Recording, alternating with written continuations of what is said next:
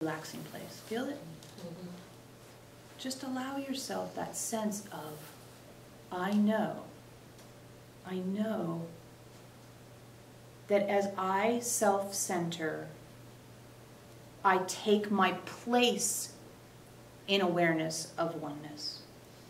You know, then you become the Lego that has the pop-ups on it. As I self-center, I become aware of my place in the oneness. Now, of course, that starts to get you guys triggered of like, how can I have a place in something that I don't know the boundaries of, the details of? You got to let that go. You will never be able to know oneness in an intellectual way. So you have to let go of the desire to know oneness in an intellectual way. It's not capable of being grokked. Those of you who read Heinlein. You cannot grok oneness in an intellectual way. You can't, I think I feel about it, right? It's a perfect example. You can't, I think I feel oneness is. There's nothing past the is.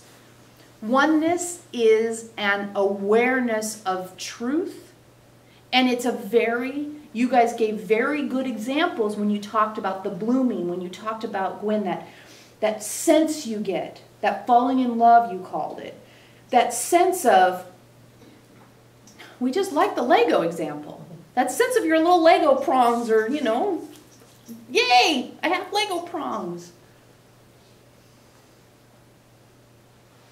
Allowing yourself to not seek a mental, cohesive, it's safe, I'm secure because it takes up this much space and I'm this much in it, and if I try hard I can be this much, and I have 10 friends so we're probably taking up enough of it that I can feel comfortable feeling safe that this is a real thing. Whew. You don't get to intellectually fathom oneness. You get these juicy tastes of it, and you don't ask for it to be more than that, because that's plenty. The drop of water doesn't have to know the ocean, know its dimensions in order to know it's part of the ocean. Right? Yes. Nobody puts their hand in the ocean and pulls out some ocean and says, "Ha, you're not really ocean," because you don't know enough about the ocean. You don't know how deep it is over there by Australia. It's deep over there. You don't know that. Therefore, you're not part of the ocean. Right? But if you try to think, I have to understand the oneness to be part of the oneness, you're some weird hybrid between that water and the person yelling at it. And that's kind of a strange place to be. How about you just go, woohoo, I'm on the ocean. Woohoo, today, that's rubbing up against some sand. Tomorrow, that's going through a fish. The next day, it's, you know, going here, woo, I'm up in the air to now. Wow, how did that happen?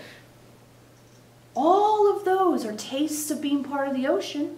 Just like each of your answers was a taste of the oneness, a taste of how it is to be human, seeking and experiencing the oneness. So all of you gave great examples of ways that you can find to say, oh yeah, like Mary did.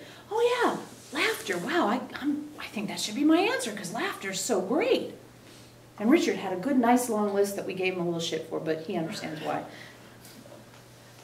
Oh, all these things I love about being human. And when you forget that those things are important to you, then you forget to put importance on them. And it just becomes Tuesday. Oh crap, it's Tuesday and it's near the first of the month, so it becomes the whole big Tuesday with a capital T and a big D, right? So when you find yourself caught up in the day-to-day, get yourself out of it by saying, what is that thing that I love about being human? How can I bring more of that into today? Okay, I don't know how to bring, like Sue, you said about making babies. I don't know how to like do that right now. So I'll use hers of laughter, or I'll use his of walking in the woods, or you can borrow each other's. Because we don't suspect anybody said anything that all of you hate, right? And probably 99.9% of them, we would say 100, but who knows? Maybe somebody doesn't like sex quite as much as you know who over there. And we think she's so brave because, you know, Veronica was just reading a transcript from a few years ago where you said, I never know what to say when I come to the group, so we're delighting in the fact that you're like, I like sex. Anybody got a problem with it? I don't care. My mom's sitting right next to me and I'm saying it anyway. We loved that. It was just so awesome to see, compare you to you, right? Yeah.